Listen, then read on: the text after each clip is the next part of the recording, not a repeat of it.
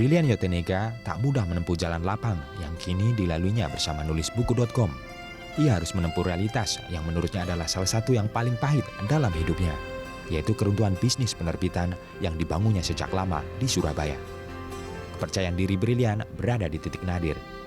Namun kejatuhan ini juga menjadi pintu baginya untuk membangun kehidupan baru di Jakarta.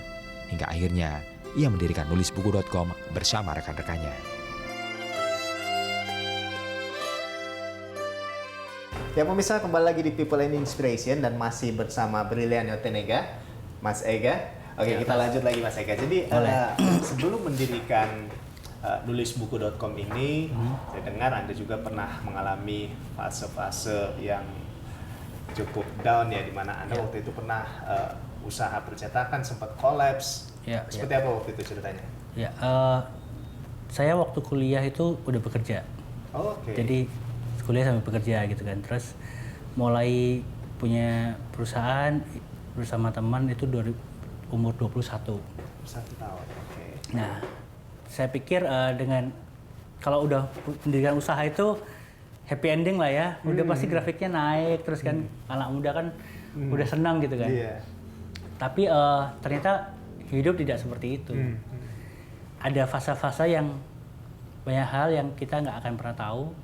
Nah, cuman Tuhan yang tahu. Bagi saya itu, saya nggak tahu itu cukup idealis. Jadi saya pernah punya nasar gitu. Pernah baca buku deh.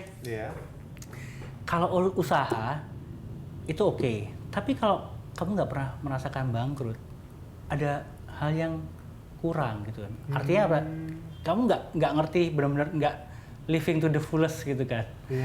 Nggak benar-benar tahu apa sih makna hidup. Belajarnya kurang gitu. Nggak ada noda nggak belajar. Betul. Terus, serius nih gitu kan. Anak muda kan gitu. Oke Tuhan, berdoa. Kalau bisa nih. Terus dia buku itu bilang kalau bisa bangkrutnya itu maksimal 30 tahun. Oh my God. 30 tahun. Karena kalau setelah itu kamu udah merasa cukup tua, lelah gitu untuk bangkit lagi gitu kan. Oke gitu kan. Ya, doa ada ya. Iya kalau misalnya bangkrut ya Tuhan ya. Maksimal 30 tahun gitu kan. Doa saya dikabulkan. Itu tuh konyol sih. Maksudnya yang saya nggak perhitungan adalah waktu itu umur 30 tuh saya udah nggak sendirian. Kalau saya sendirian nggak punya uang mah nggak masalah gitu kan. Tapi udah menikah ternyata. Dan itu adalah hari di mana saya menikah.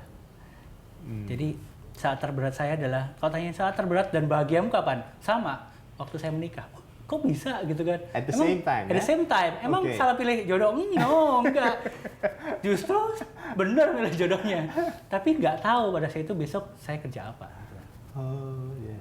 Jadi seperti itu ya. Dari jasa desain, percetakan gitu kan, saya pribadi bangkrut. Dan itu yang membuat saya cukup down sih. Udah menikah, terus 2 minggu berikutnya tambah down lagi, harusnya seneng. Kenapa tuh? Hamil, ternyata. Istri hamil, itu tuh harusnya cobaan macam apa gitu. Harusnya menambah berkat gitu, tapi satu sisi senang ya, tapi ya waduh deg-degan juga. Jadi Cinderella banget ya pokoknya. Pagi nyapu-nyapu gitu kan, malamnya di Pangeran gitu. Jadi itu hal yang nggak mudah buat saya. Waktu itu di Surabaya. Dan alasan karena saya nggak punya pekerjaan juga, harus merantau ke Jakarta karena ikut istri kan.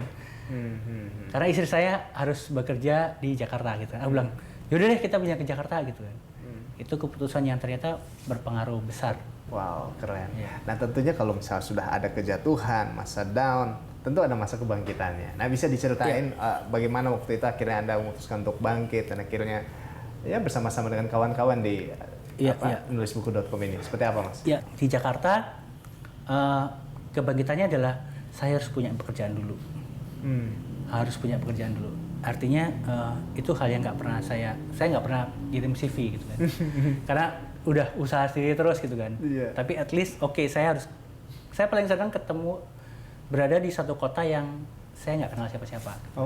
Artinya saya bisa melakukan apapun yang saya mau tanpa harus malu, ya kan? Nggak ada yang kenal kan? Iya, nggak kenal gitu kan. Melepaskan gengsi. Iya, gengsi udah nggak ada gitu kan, udah. Jadi saya bulan pertama karena mau ngirit gitu kan, bulan pertama saya pengen pekerjaan yang saya pingin. Jadi ngelamar di online itu yang kayak Jobstreet, Kari.com gitu, ngirim semuanya nggak ada yang keterima gitu kan. Karena siapa sih ini gitu kan. Yang kedua, bulan kedua oke, nggak usah manajer deh gitu kan. Meskipun saya pernah punya perusahaan, nggak usah manajer deh, supervisor aja deh gitu. Nggak diterima juga mas gitu kan. Wah, tiap hari pulang itu istri, saya ngekos sama istri. Pulang gimana hari ini? Tiap hari nih, ada panggilan nggak? Enggak. Gitu kan. Buset, susah ya gitu kan. Bulan ketiga, saya berdoa Tuhan, saya mau pekerjaan apapun. Terjadilah hari itu, ada panggilan telepon untuk wawancara. Saya wawancara di sana sebagai desain grafis. Kebetulan saya backgroundnya desain grafis. Saya di sana interview, lalu punya bertemu dengan manajernya. Besokannya langsung telepon, mau nggak kerja di sini? Oh mau dong gitu kan. Berapa salarinya? Saya sebutin angka, dia kaget. Saya nggak mau terlalu tinggi karena takut nggak diterima. Saya kepikir, oh beberapa wawancara sebelumnya mungkin saya mintanya terlalu tinggi gitu kan. Saya sebut angka yang sampai dia kaget. Serius kamu segitu? Iya pak, saya pengen bekerja pokoknya gitu kan. Kenapa nggak ditambahin? Udah takut ditolak aja? Takut ditolak pokoknya. Hari itu hari Jumat. Kapan kamu mau kerja? Besok. Gitu kan. Sabtu kan? Saya nggak tahu kalau Sabtu itu hari libur gitu kan. Kayak libur. Hah serius? Besok itu Sabtu kita masuknya cuman dari jam 9 pulang jam 12. Nggak apa-apa gitu kan. Saking semangatnya. Saking semangatnya. Itu panggilan pertama saya diterima. Oke, besok kamu masuk. Langsung teriak-teriak gitu di situ. Iya. Dilihat orang gitu ya udah deh. Telepon istri, saya diterima pekerjaan. Dan disitulah kepercayaan diri saya pulih. Kepercayaan diri saya pulih. Bertemu dengan salah satu partner saya, Oka, itu di situ juga di tempat kerja. Terus ketemu dengan Oli, ketemu dengan yang lainnya. Dan ya pekerjaan meskipun gajinya nggak seberapa, saya berangkat paling pagi, satpamnya belum buka, rolling-rollnya belum diangkat, waktu itu ruko gitu kan. Saya datang dan itu membuat saya semangat sih. Oh ternyata harapan itu masih ada. Tapi kalau ngomong-ngomong, jadi sebetulnya Mas Ega ini nulis nggak? Itu berita baiknya. Artinya ketika nulisbuku.com berdiri, saya sempat nulis-nulis cuman nggak pede lah ya gitu kan. Meskipun udah punya nulisbuku.com, ternyata hambatan kita selain nggak bisa nulis. Kerja harusnya lebih pede. Selain nggak bisa nulis dengan baik, itu keberanian untuk menerbitkan dan dibaca orang itu memang satu pintu tersendiri yang harus kita buka sih. Tapi dengan ada workshop tersebut, nulis buku club, itu kebanyakan saya nggak berani, tapi saya memberikan diri untuk nulis. Dan sekarang sudah yang terbit di nulisbuku.com 3 buku. Ada 3 buku. Ya, sudah 3? Isinya curhatan semua sih. Tentang perjalanan yang tadi? Ada juga itu. Yang tadi ada kisi-kisi yang baru keluar itu? Betul. Itu kisi-kisinya salah satunya. Lalu di bulan depan akan terbit secara nasional buku saya. Cerita apa namanya? Judul bukunya Building a Meaningful Startup sih. Building Meaningful Startup. Wow, harus dibaca. Harus dibaca. Bagi saya, maksudnya pesannya adalah bagi saya untuk mendirikan apapun, dia kebetulan dari startup gitu kan, bisnis atau apapun itu nggak cuma sekedar untuk supaya perut kenyang atau beli rumah, beli mobil, tapi ada arti yang bermakna yang membuat hidup kita tuh semangat gitu setiap hari untuk hidup. Karena hidup kita nggak cuma buat nampang atau buat lewat gitu doang, harus ada maknanya gitu kan. Nah itu sih. Luar biasa banget Mas Ega ya.